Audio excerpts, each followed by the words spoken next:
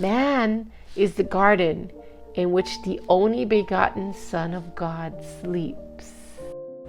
The supreme test of sonship is the forgiveness of sins. And when we don't forgive others of sins, perceived wrongs, missing the mark, we literally become ensnared and we become stuck. They don't usually become stuck. We become stuck. Hello, and thank you for joining me. I am so happy to be here with you. And so let's get right to it. We started doing Neville Goddard's Awakened Imagination. And we're going to pick up where we left off. But before we do that, we start with our 30-second prayer for the world. Okay, so wherever you're feeling the pull, like Lahaina, Maui, Kula, Olovalu, Oahu, Big Island, Palestine, Israel, anywhere, Palestine, Ohio, anywhere in the US, anywhere in Canada, Japan, Korea, China. Let's just lift the world up in prayer. You can, feel into your place where you're really trying to channel support, love, provision, abundance, and then also let it expand to just wrap around the globe. Okay, so we're trying to focus in the areas of love, abundance, provision, peace, joy, and maybe sides being able to communicate and such. But let's just lift the world up. Okay, are you ready? So grab the state. What's that state you're holding? Is it a peace? Is it a joy? Is it abundance? Go to that state right now. Okay, here we go. Lifting up the world.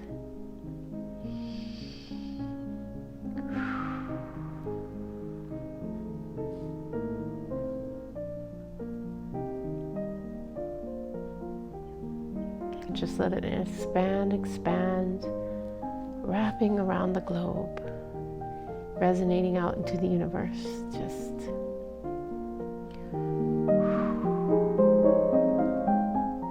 okay.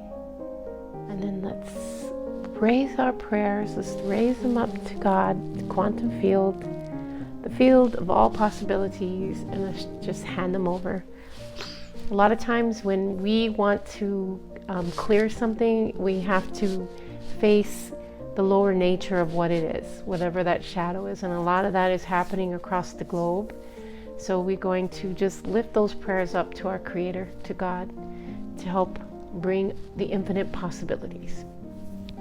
Okay, so let's pick up where we were left off, awakened imagination. So where we left off is, Neville said, every man is merry, and birth to Christ must give. So what does he say Christ is? Our imaginations.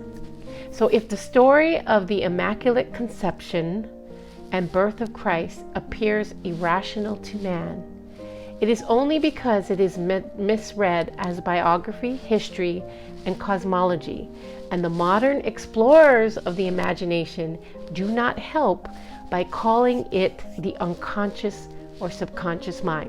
So Neville takes a very different read on the Bible, and so he's saying that he's looking at it from a different point of view, which when you read the Bible, it has many, many points of view. But here we go.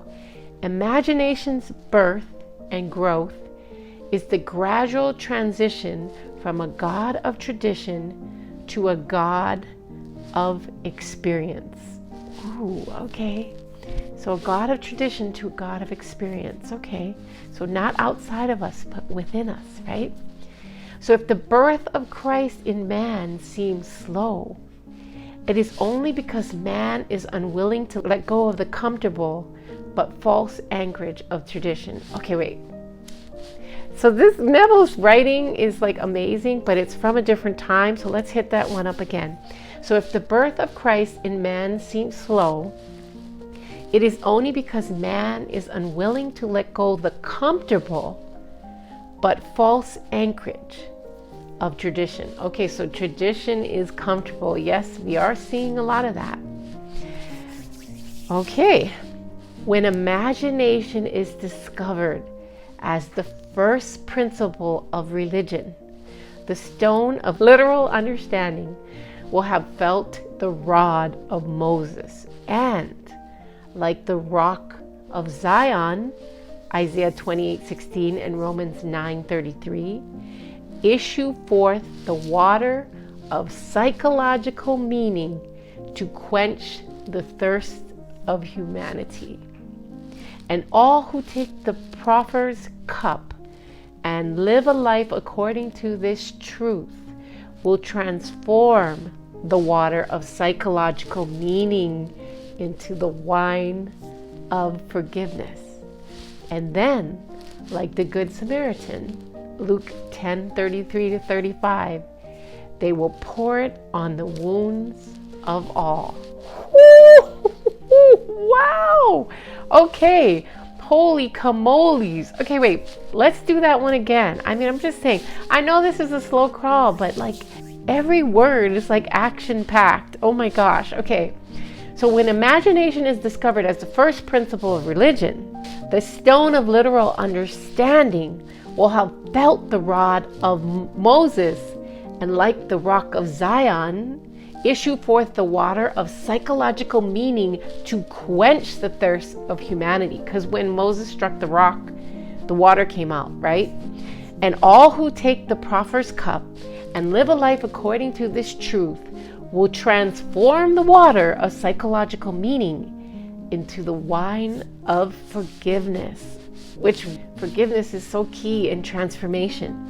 So then, like the Good Samaritan, they will pour it out on the wounds of all. And as we know, the Good Samaritan was not actually thought to be the prime, like, what was it? A holy man came, and I think people came along and they just looked at the guy and they didn't help him. But the Good Samaritan, who was supposed to be piss and vinegar, what did he do? He went in there and took care of the man and nursed him back to health. And Neville is saying, with this psychological meaning of the wine of forgiveness, we strike the rock, we get the water, we quench our thirst, and we transform the water into the wine of forgiveness. And then, like the Good Samaritan, we go around helping everybody. We help everybody with their wounds. Yeah! And that's what we're here. We're here. So many of us, I'm going to always encourage you to get taking action on your dreams, goals, purposes, acts of service, and those visions. Okay, so what is it? Like whatever word that you're throwing your business into, or your new career into, or what you're trying to create in your home, or whatever it is, whatever title that you put it under, I'm here to encourage you to get going. And that's part of why we're doing Neville's work, because Neville was so transformative. Not only did he transform his own life, but he transformed the life of everyone around him as well. Okay, so Abdullah, we love you. Okay, the Son of God is not to be found in history, nor in an external form. He can only be found as the imagination of Him and whom His presence becomes manifest. So not outside, inside. We study some of the things around Mary Magdalene. That is another thing that she kept teaching. She learned from Jesus not to go out, but to go in, that God was within us. Okay, so, oh, why thy heart but be a manger for his birth? God would once more become a child on earth. So Angelus Silesius, a 17th century poet. Don't you love these poets? So man is the garden in which the only begotten Son of God sleeps. We are the garden. He awakens his Son by lifting his imagination up to the heaven and clothing men in godlike stature. He must go on imagining better than the best we know. He must go on imagining better than the best we know. So how do you get out of a rut? Use that imagination and imagine. Joe Dispenza has a different way of doing it. He's like, overcome your body, step into the new reality. Renee Garcia, with her reality transurfing, talks about moving from life tracks, not getting into the pendulum or using the pendulum to upswing your life track. But that's why we're doing this stuff, so that there's even if you pick up one thing in these videos, it's going to propel you forward in success of your dreams, goals, visions, purpose, and acts of service. And I'm so glad and excited to hear what that could be. So we must go on imagining better than the best we know, and then we will become the best. Okay, so man, in the moment of his awakening of imaginative life, must meet the test of sonship. Father, reveal thy Son in me, James Montgomery. And it pleased God to reveal his Son in me, Galatians 1:15-6. Okay, wait, almost Paul. The supreme test of sonship is the forgiveness of sins. Woo! Did you hear that?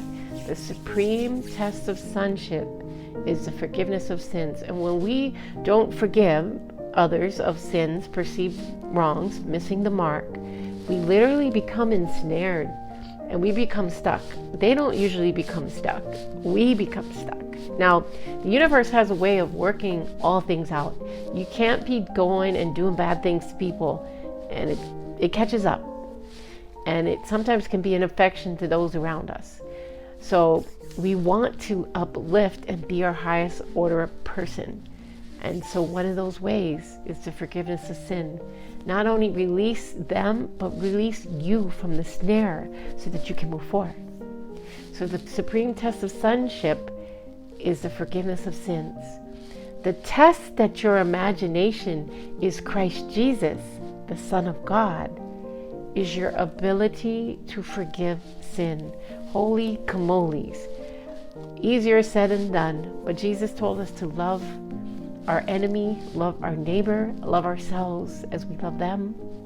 Oh, okay, so your ability our sonship is shown in that Jesus is in us, Christ Jesus, Son of God, in our ability to forgive sin.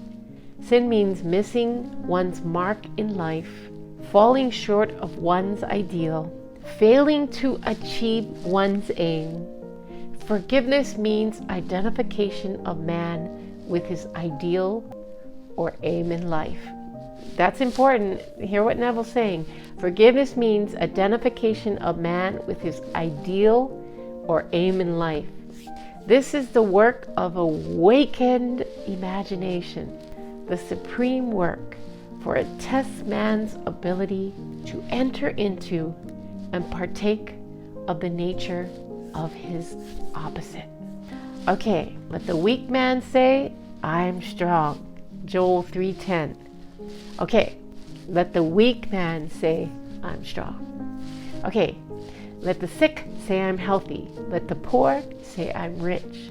And let you say you're successful, and all the best for you.